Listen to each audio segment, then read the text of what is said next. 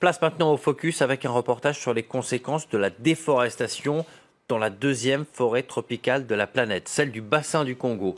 Depuis 2 siècles, elle abrite les pygmées Baka, dans l'est du Cameroun.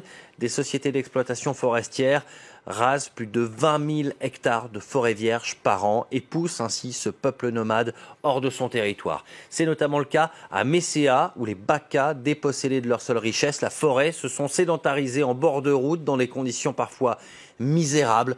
Reportage dans l'est du Cameroun, signé Patrick Fandio, Marcel Amoko et Zigoto Chaya.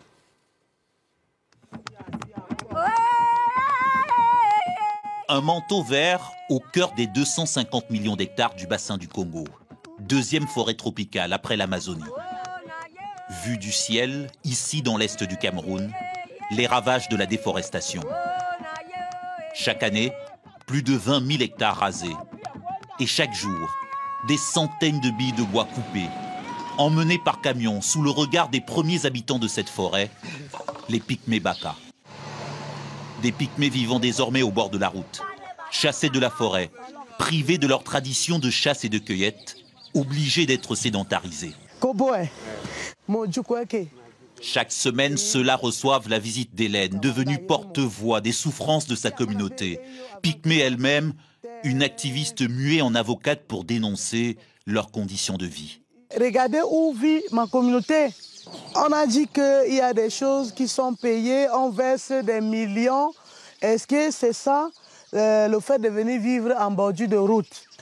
Des pygmées coincés ici entre des dizaines de concessions attribuées à des sociétés forestières et des aires protégées par l'État, 2 territoires qui leur sont interdits d'accès. Ici, il y a ma communauté, la communauté Baka dont je fais partie, qui vit entre une unité forestière d'aménagement et la réserve de biosphère du Dja. Et là, ça fait problème parce que la communauté ne peut pas entrer dans une UFA, mener une activité forestière, c'est-à-dire la chasse, la cueillette.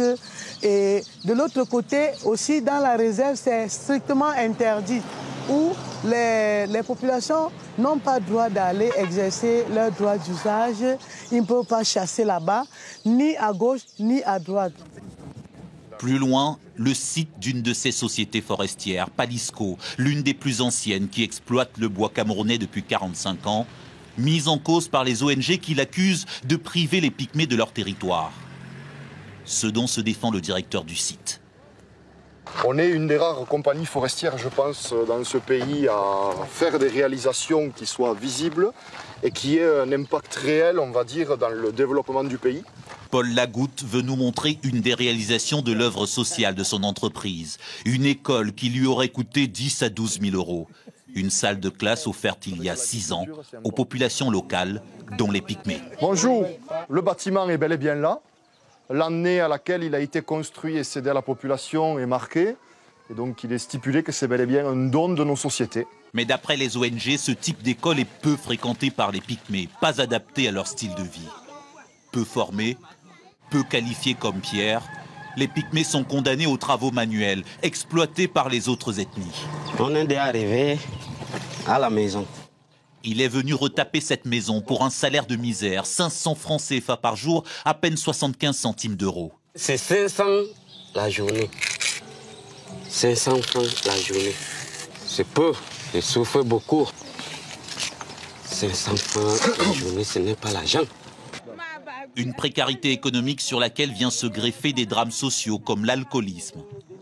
Des sachets d'alcool souvent frelatés, très bon marché, consommés par de plus en plus de pygmées. J'ai pris ça, parce que c'est bon, ça c'est un truc que, bon, je prends, oui, c'est bien. L'alcool comme un refuge, une idée combattue par le pasteur Kaba qui ne cesse d'enterrer des pygmées victimes de cette addiction.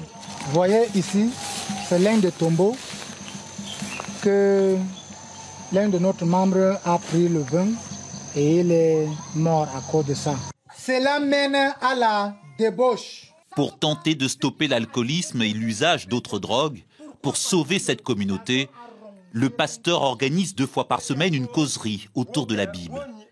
La Bible, dernier salut des pygmées, à en croire le religieux. On est là pour les sessions qu'on enseigne contre l'alcoolisme. Et nous avions avons confiance que par la parole de Dieu et aussi par la puissance du Saint-Esprit, il est capable de toucher les cœurs pour qu'ils vont s'ouvrir, pour que Dieu doit leur donner la force pour sortir de cet esclavage. Dieu, présenté comme le seul sauveur pour des Pygmées qui tentent de résister à leur sédentarisation forcée hors de leur forêt. Mais un peuple qui veut préserver ses traditions, comme un appel au secours, pour ne pas devenir des étrangers sur leur propre terre.